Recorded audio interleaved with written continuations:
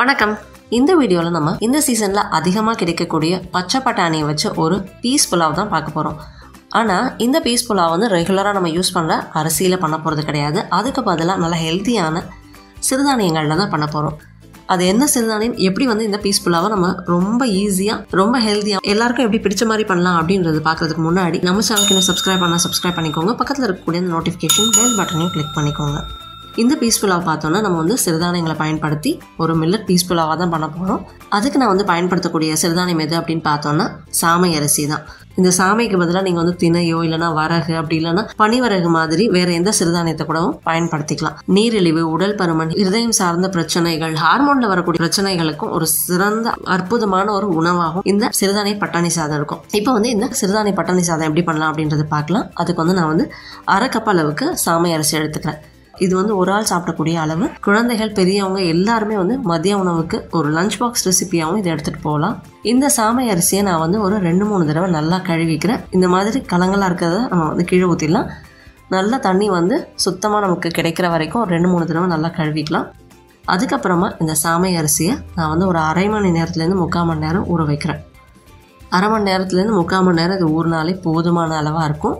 அடுத்ததாக நம்ம வந்து பட்டாணி சாதம் எப்படி பண்ணலாம் அப்படின்றது பார்க்கலாம். இது வந்து நான் வந்து மண் பாத்திரத்தில் தான் பண்ண போகிறேன். ரொம்ப எளிமையாக ஒரு 10 நிமிஷத்தில் நம்ம வந்து பண்ணக்கூடிய உணவு தான் இது. அடிகனமாக இருக்கக்கூடிய பாத்திரங்கள் எது வேணாலும் நீங்கள் எடுத்துக்கலாம். இப்போ வந்து இதில் ஒரு 2 ஸ்பூன் அளவுக்கு நெய் சேர்த்துக்கிறேன். நெய் நல்லா சூடானதுக்கப்புறமா இதில் ஒரு 1 ஸ்பூன் அளவுக்கு சீரகம் சேர்த்துக்கிறேன். இந்த சீரகம் ஓரளவுக்கு நல்லா பொரியிற நேரத்தில் பிரிஞ்சி இலை சேர்த்துக்கிறேன். அடுத்ததாக ஒரு ஏலக்காய் சேர்த்துக்கிறேன். அடுத்ததாக 2-3 சின்ன துண்டு சுருள் பட்டை சேர்த்துக்கிறேன். அதோட 2 கிராம்பு சேர்த்துக்கிறேன். இப்போ இது வந்து ஓரளவு நல்லா பொரியட்டும். பொரிஞ்ச உடனே ஒரு பச்சை மிளகாய் இதோட சேர்த்துக்கிறேன். காரத்துக்கு உங்களுக்கு இன்னொரு பச்சை மிளகாய் தேவைனாலும் சேர்த்துக்கோங்க. இதோட 4-5 புதினா இலைகள் சேர்த்துக்கிறேன். இது வந்து பட்டாணி சாதத்துக்கு ஒரு நல்ல நறுமணத்தை கொடுக்கும். அடுத்ததாக நீளமாக நறுக்கி வச்சிருக்கிற வெங்காயத்தை சேர்த்துக்கிறேன். இந்த வெங்காயம் 1-2 நிமிஷம் நல்லா வதங்கும் பொழுது இடித்து எடுத்துகிட்டு இருக்க பூண்டு சேர்த்துக்கிறேன். நீங்கள் வந்து பூண்டு மட்டும் சேர்த்துக்கிறதுனால சேர்த்துக்கலாம். அப்படி இல்லைன்னா ஒரு 1/2 ஸ்பூன் அளவுக்கு இஞ்சி பூண்டு விழுதியும் சேர்த்துக்கலாம். இதோட நான் வந்து பச்சை பட்டாணி சேர்த்துக்கிறேன். இப்போ இது எல்லாத்தையும் நல்லா வந்து ஒரு 4-5 நிமிஷத்துக்கு நல்லா வதக்கி விடலாம். ஒரு 4-5 நிமிஷம் நல்லா வதக்கி விட்டோம் அப்படின்னாலே நமக்கு வந்து இந்த பட்டாணி ஓரளவுக்கு நல்லா வெந்திருக்கும். நல்ல ஒரு வாசனையும் வரும். இந்த நேரத்தில் நம்ம வந்து ஊற வச்சு எடுத்து வச்சிருக்கிற அந்த சாமை அரிசியை தண்ணி இல்லாமல் நல்லா வடிச்சிட்டு இதோட சேர்த்துக்கலாம்.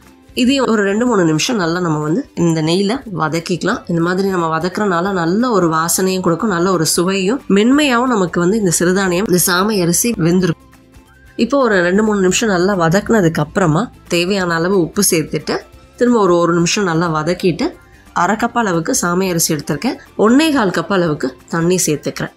1 கப் அளவுக்கு தண்ணியே வந்து போதுமானதாக இருக்கும். ஆனால் மதிய உணவுக்கு நம்ம எடுத்துகிட்டு போகிறோம் அப்படின்னும் பொழுது ஒரு 1/4 கப் அளவுக்கு தண்ணி கொஞ்சம் அதிகமாக சேர்த்துக்கும் பொழுது நல்ல மென்மையாகவும் நமக்கு வந்து வெந்திருக்கும். ஒரு 4-5 மணி நேரம் கழித்து சாப்பிடும் பொழுது அது வறண்டு போகாமையும் நல்ல ஒரு சுவையையும் கொடுக்கும். அப்படின்றதுக்காக நம்ம வந்து நெய்யில் நல்லா வதக்கி இருக்கோம் அப்படின்றனாலேயே நல்லா மென்மையாக இருக்கும். அப்படின்னாலும் ஒரு 1/4 கப் அளவு அதிகமாக தண்ணி விடும்போது இன்னும் நல்ல ஒரு சுவையையும் கொடுக்கும். ஒரு 2-3 நிமிஷத்தில் இந்த தண்ணி வந்து நல்லா கொதிக்க ஆரம்பிச்சிடும். இந்த மாதிரி நல்லா கொதி வந்ததுக்கு அப்புறமா அடுப்பை வந்து சிறுதியில் நம்ம வந்து குறைச்சிடலாம்.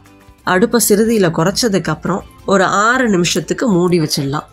6 நிமிஷம் கழித்து நம்ம திறந்து பார்த்தோம் அப்படின்னா ஓரளவுக்கு தண்ணி வந்து நமக்கு வற்றி இருக்கும். இன்னும் கொஞ்சம் அளவுக்கு தண்ணி மட்டும் இந்த மாதிரி இருக்கும். அதனால திரும்ப ஒரு 2-3 நிமிஷத்துக்கு மூடி வச்சிடலாம். தேவைப்பட்டுச்சுன்னா 1-2 தடவை நம்ம வந்து இதை கிளறி விட்டுக்கலாம். சரியாக 8-10 நிமிஷத்துக்குள்ளே நம்ம இந்த தண்ணியெல்லாம் நல்லா இஞ்சி நமக்கு வந்து வெந்து தயாராகிருக்கும். அதனால 2 நிமிஷம் கழித்து திரும்ப நம்ம திறந்து பார்த்தோன்னா இந்த மாதிரி நல்லா வந்து தண்ணி நல்லா இஞ்சி நமக்கு வந்து இந்த சாமை அரிசி வெந்திருக்கும். இப்போ வந்து அடுப்பை அணைச்சிட்டு ஒரு 10 நிமிஷம் மூடி வச்சிடலாம்.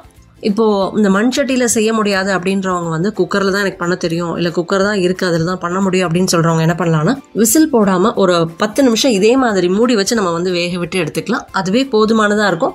இதே நீங்கள் வந்து விசில் போடுறீங்க அப்படின்னா ஓரளவுக்கு வந்து மேலே வந்து அப்படி ஒரு மாதிரி தண்ணி நிற்கிற மாதிரி சில நேரத்தில் இருக்கும். கீழே வந்து கட்டியான மாதிரி இருக்கும். நல்லா வந்து நமக்கு வேகாத மாதிரி இருக்கும். அது மட்டும் இல்லாமல் சத்துக்களும் நமக்கு வந்து சரியான முறையில் கிடைக்காது. அதனால இந்த மாதிரி நம்ம வந்து மூடி வச்சு குக்கரில் விசில் போடாமல் செய்யலாம். அப்படி இல்லைன்னா அடிகனமான பாத்திரத்தில் இல்லைன்னா மண் சட்டியில் பண்ணுறது ரொம்பவே சிறந்தது. இந்த மாதிரி ஒரு 10 நிமிஷம் நம்ம மூடி வைக்கிறனால இந்த சாமை அரிசி இன்னும் நல்லா மலர்ந்து நமக்கு வந்து வெந்திருக்கும். அவ்வளவுதான், நமக்கு சிறுதானிய பட்டாணி சாதம் தயாராகிடுச்சு.